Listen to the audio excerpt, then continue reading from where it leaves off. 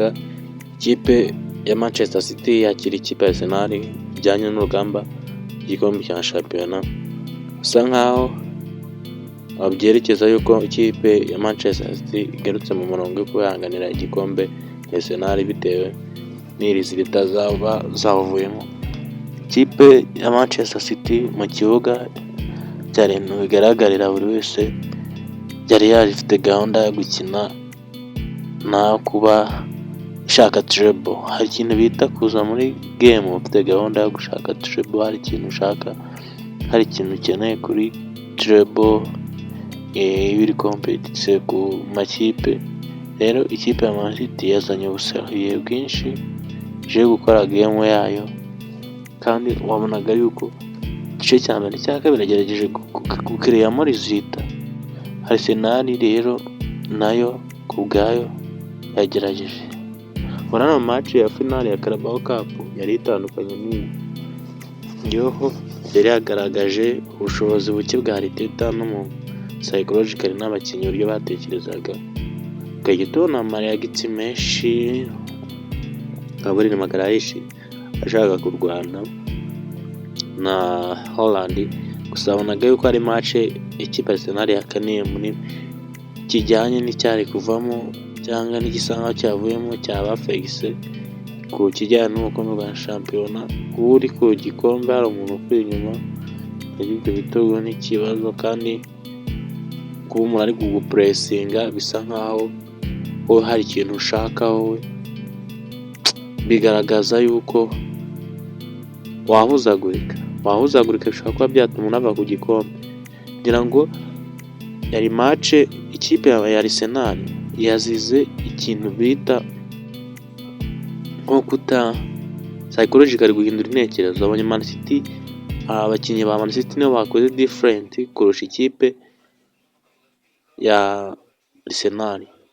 Abatoza bagerageje, Mikel Arteta twamushirije ubwoba, ariko buri no match yaragejeje guhindura, yaragejeje kugerageza ibishoboka byose ngo areko yacyura game, ariko Pep Guardiola mubereye ibamba. Ngira ngo ni ibintu byasaga nkaho biri gusya byerekeza kuri Arsenal.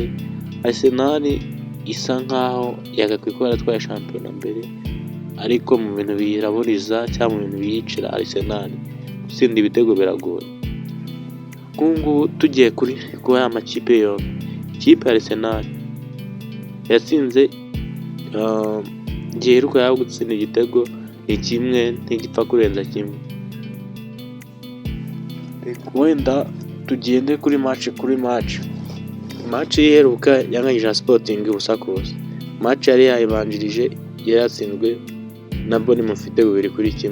Yari yayibanjirije yatsinze Sporting 1-0. Yari yayibanjirije yatsinzwe na Southampton ibitego 2-1. Yari yayibanjirije yatsinzwe kuri finale Carabao Cup na Manchester City ibitego 2-0. Urambwira ngo Arsenal bwayo buzagera he, buzayifasha iki kijyanye no gusarura treble?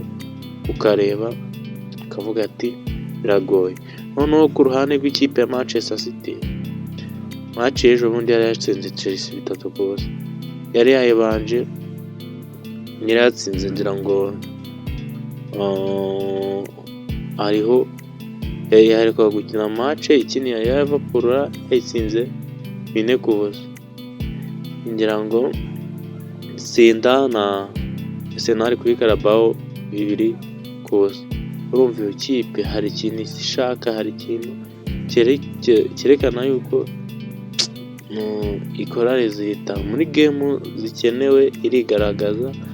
Arsenal twagiye igaragaza yuko muri imikino mu kwa kane ishaka treble, ikonfirma treble, ntigaragaza, ukabona yuko nta ruhare bigiramo. Rero niba uvuga ati ikipe ya Manchester City mu minsi ingahe ibonyemo ibitego bisaga 7 birenga, wowe ufasha ufitemo ibitego 3 ushaka treble, bikomeje kugorana cyane.